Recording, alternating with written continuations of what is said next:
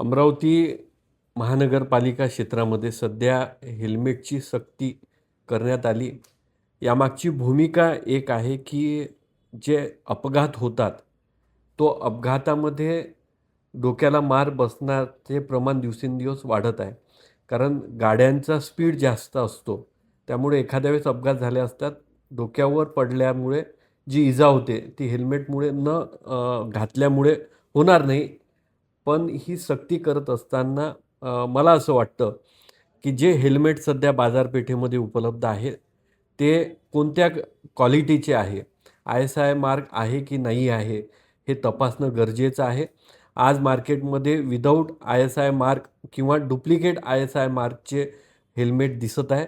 हा प्रकार पोलीस प्रशासनाने तपासणी करून निकालीत काढावा. यासोबत अमरावतीमध्ये दिवसेंदिवस जी गुन्हेगारी वाढत आहे, हे सत्य आहे. गुन्हेगारी वाढत आहे. पोलीस यंत्रणेवर लोकसंख्येच्या मानाने पोलीस यंत्रणा कमी आहे.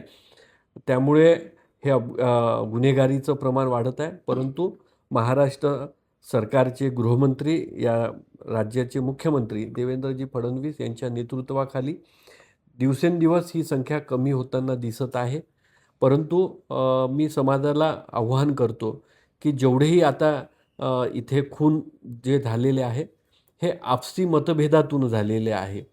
त्यामुळे आपसी मतभेद कमी करून येणाऱ्या काळामध्ये आपल्याला काम करायचं आहे. या अमरावती महानगरपालिकेचा मी माजी महापौर राहिलेला आहे. आमच्यासमोर ज्यावेळेस मी महापौर होतो, त्यावेळेस कोरोनासारखं संकट उभं होतं. हे संकट दूर झालं. अमरावती शहरामध्ये इतर शहराच्या मानाने जो मृत्यू दर होता, तो खरोखरच त्यावेळेला कमी होता. या काळामध्ये नागरिकांनी मोठ्या प्रमाणात आम्हाला सहकार्य केलं. त्यामुळे ही जागतिक जी महामारी होती, ती कंट्रोल करण्यामध्ये आम्ही यशस्वी झालो. यासोबत या महानगरपालिकेमध्ये विकास करण्यासाठीही सर्व यंत्रणांनी त्यावेळेस आम्हाला सहकार्य केलं.